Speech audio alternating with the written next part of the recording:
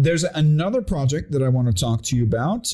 One thing that's not necessarily a project, but it's something that you're helping facilitate is you're also helping different other nonprofit organizations pool medical supplies, right? So you work together with pharmaceutical companies, you work together with other nonprofit organizations to provide a pooling of medicines that you can provide to homeless people as well, right? Yeah, we just had one project where we offer this special education, for example, in the, I don't know the English word, nachgehende medizinische Betreuung. Maybe you could translate it. Well, that's the next project we're talking about. Nachgehende Medizin. I don't know what the English terminology, but it basically means is since homeless people are not stationary, or they might live in a bush. Yeah, that's what we've done in Austria. What you do, nachgehend means to follow up, okay? To follow them to where people where they live, actually. Yeah. You actually, what you do is and there's we can look at some concrete examples. Maybe that would be better for the listeners to understand. You know of a homeless lady that lives in a remote bathroom somewhere in the woods. Yeah. Right with Carl. Yeah. And what happens, this is a program that you guys initiated and you have the support of different other charitable organizations that provide you with social workers. Yeah. Sometimes you have a psychologist or psychiatrist and you have a medical practitioner. And what those 2 to 3 people do is they go to the place. Yeah, that's what we did actually in Texas. Yeah.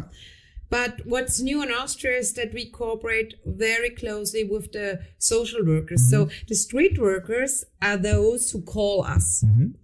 So they know where these people are. Yeah, they go there and they see every time. And they might know them because they're passing out free food. Yeah, some medical issue getting worse. And they look at it each day. And what happens right now is that one day they can't move anymore, or they're unconscious, they lose their consciousness. Yeah. And so they call the ambulance. And then all the circle starts again. So what we try to fill is the space in between the ambulance and the street workers. This is a very common routine all over the world in street medicine. It's not our invention. But what's new is that we do the education before the doctors go there. So we tell them what will happen. You link the three parties, the social party, the psychological party, and the medical party. Yeah, always the street. You never go without a street worker. Never, ever.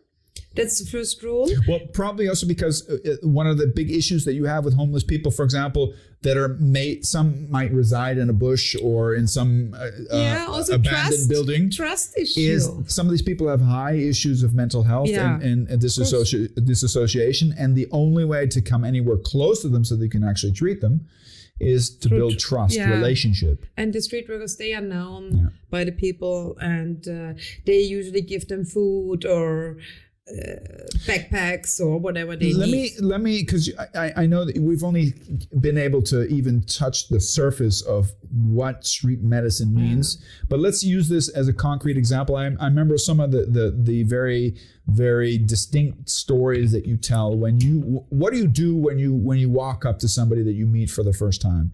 You might see or there might be an indication of a serious issue, but you don't automatically address it, right? No. So give me an example. How do you interact with somebody that you meet for the first time? First of all, I introduce myself because that's what I do with everybody, not only with homeless people.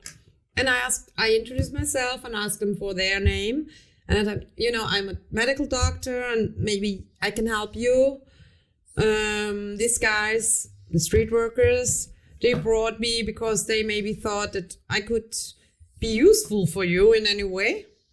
And then sometimes it depends, if there are psychiatric problems and they say, oh no, I don't need anything, this bloody feet, it's not blood, it's from the CIA and they have put something in my food. They have psychosis, and I don't know, I don't need anything because if you touch it, it will get worse. And are you from the CIA? And then I say, oh no, I'm not, but I can imagine that really gives you a lot of fear if you always have to be very attentive, or On your guard, yeah. Yeah, on your guard, and tell, oh, that's really annoying. That's really lame. I'm with you. That's bad.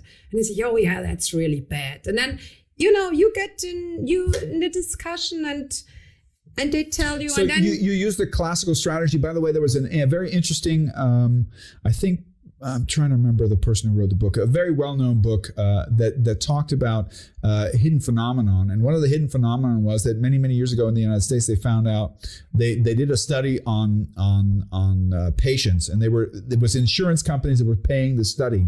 And what they were doing is they asked, the reason why they were motivated to do the study is because there was in the United States, you can legally create claims, and it's very, very expensive. If there's malpractice, doctors have to pay millions. So what insurance companies did to kind of prevent this is they did a study to differentiate which doctors get sued and which doctors don't get sued. Mm-hmm. And they actually found out that there was a certain percentage of doctors that had the same level of malpractice as other doctors, but never got any claims against them.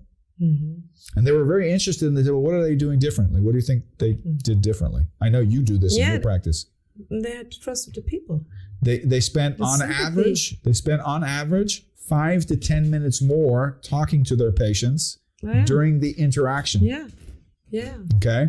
So one of the things you do with the homeless people is you spend a good part of the time building trust I mean, I've seen some of the patients you've had. I'm thinking of one particular one who has the issue with the face. I mean, Yuri. Incredible. I mean, he really has. He shocks anybody that sees him.